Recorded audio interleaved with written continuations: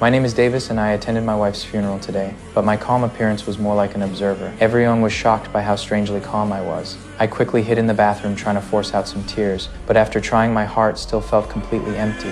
I knew this behavior wasn't normal. I even wondered if I ever truly loved my wife. That day we were out together when we got in a car accident. I woke up and found myself completely unharmed, while my wife died in the crash. I looked at the hospital bed where my wife had been covered in blood. My heart felt nothing and I casually wiped my shoes, then walked to the vending machine to buy chocolate. But the chocolate didn't drop down, so I went to the front desk to report this. But they said the vending machine wasn't the hospital's responsibility. I didn't get angry, but calmly wrote down the contact info. Back home, I could almost see my wife's smile still in the room. Notes my wife wrote were still stuck on the fridge. That night, I wrote a letter to the vending machine company. I wrote that I wasn't sure why I chose this way to contact them. I also wrote about what happened at the hospital. The vending machine broke. This made me angry, not just because I was hungry, but because 10 minutes earlier I lost my wife. I wrote all of this experience in the letter, me daily habits, and those familiar faces I see on the subway. The more I wrote, the more I added, including my love story with my wife. My father-in-law owned an investment company and always guided me. At 28, I married my wife and wrote about our daily life. I put everything I was thinking into that letter. The next morning, I went to work like usual. Me coworkers all stared at me in shock. Me assistant even tried to comfort me.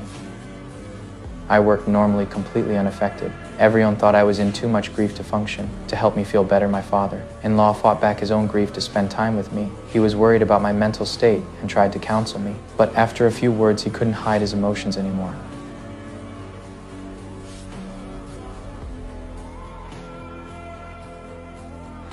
Seeing my father-in-law's sadness, I felt distracted and couldn't listen. When I got home, my parents were already there. My father casually watered the plants. It seemed like he was trying to take care of me. I felt more and more like something was wrong with me, but nobody around me seemed to understand how I felt. I could only talk to strangers I met on the subway.